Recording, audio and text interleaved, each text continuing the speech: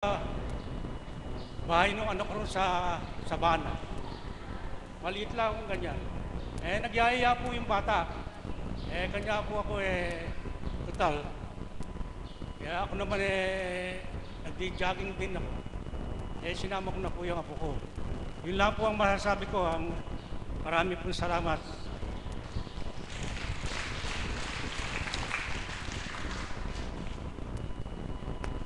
Maraming salamat po, Tatay.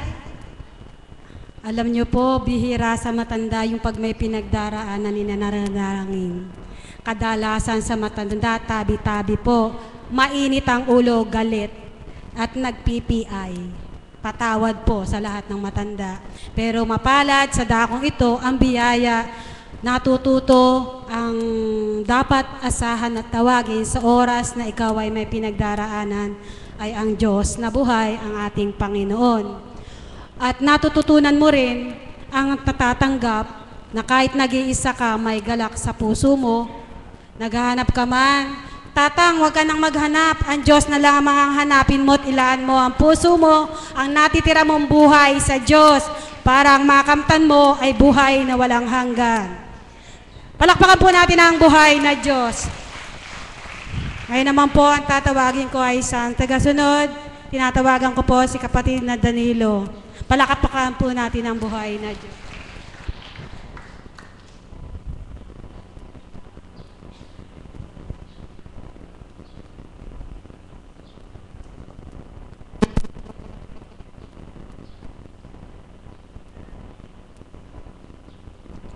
Magandang umaga po sa hapong ito, sa mga alagad po, sa mga caps, sa mga choir, sa mga kapwa ko po tagasunod, at sa mga pasyente po, at doon po sa mga kapatid po natin sa ibayong dagat na lagi po nakasubaybay sa ating pong gawain dito sa Kapatirang Divine Mercy, ang amin din pong pagbati sa inyo. So, purihin ang Ama, dakilain na muli po ay ako po ay magbabahagi para po sa ating lahat. Medyo may katagalan na rin po akong hindi nakakatungo po dito po sa dambana ng ating Kapatirang Divine Mercy.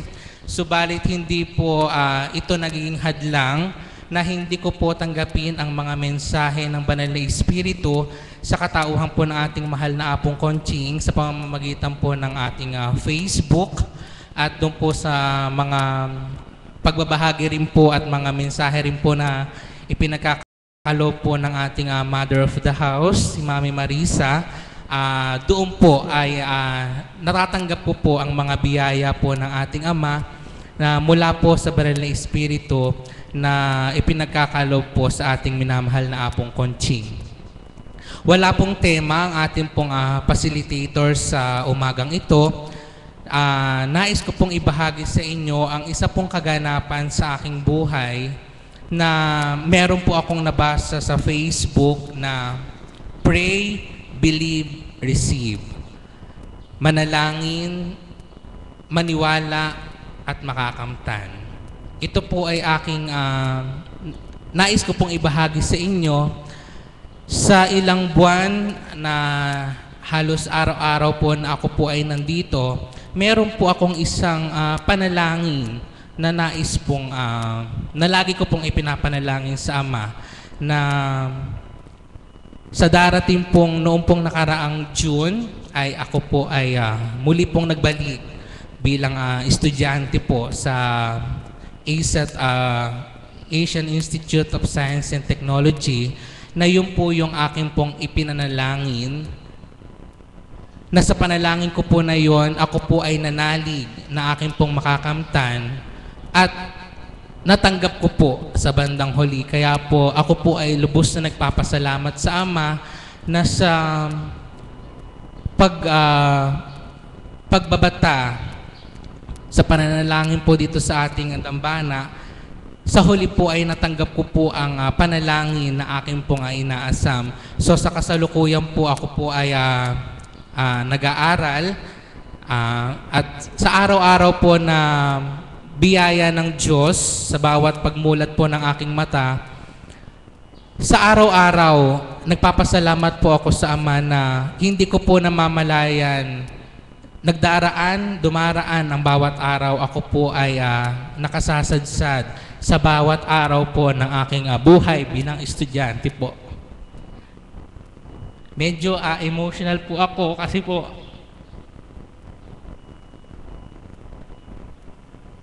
medyo may katagalan din po kasi kung hindi po nakapag-aral dahil po sa hindi naman po 100 hindi po siya po yung unang dahilan kung bakit hindi po ako nag-aral. Yung pong hindi po iyon yung pong pag-serve ko po sa bahay pare, hindi po yun yung hadlang. So meron pa rin pong nasa ilalim po noon na hindi ko na po isa-isahin, baka po umabot po tayo ng alas 4 po dito. So nagpapasalamat po ako sa Ama na natanggap ko ang biyaya na yon, na sa mga tulong po ng mga tao, hindi po man pinansyal, spiritual na suporta po sa akin. Nararamdaman ko po na minamahal po ako ng Ama. Kaya po, ngayon po nagkaroon po ako ng pagkakataon na naka-attend po na ating gawain at salamat po sa Ama at ako po ay nakapagbahagi. At bilang pasasalamat ko po sa Kanya na sa araw-araw ako po ay Kanyang itinataguyod sa bawat araw, nais ko po siyang awitan ng awit na dito, isa po na narinig ko po ito ng minsan, pero yung pong lyrics nung kanta ay pinagnilayan ko po na ito po yung isa sa mga naging hinuhugutan ko rin po ng lakas. Kaya po minsan kahit po nasa school, nakaupo sa isang upuan, kahit po pabulong, kinakanta ko po ito. Dahil ito po yung nagiging lakas ko sa araw-araw.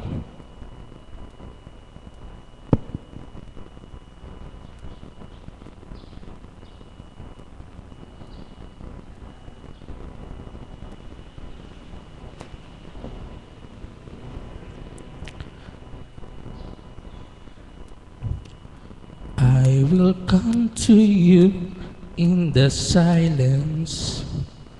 I will lift you from all your fear. You will hear my voice. I claim you as my choice. Be still and know I am near. I am hope for all who are hopeless. I'm the eyes for all who long to see. In the shadows of the night, I will be your light. Come and rest in me.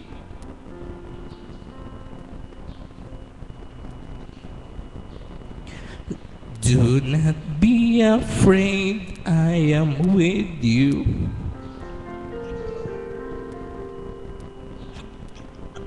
I have called you each by name. Come and follow me. I will bring you home. I love you and you are mine.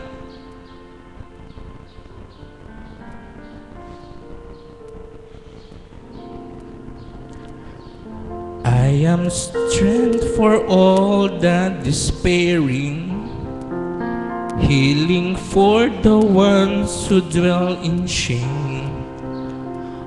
All the blind will see, the lame will all run free, and all will know my name. Do not be afraid, I am with you. have called you each by name. Come and follow me, I will bring you home. I love you and you are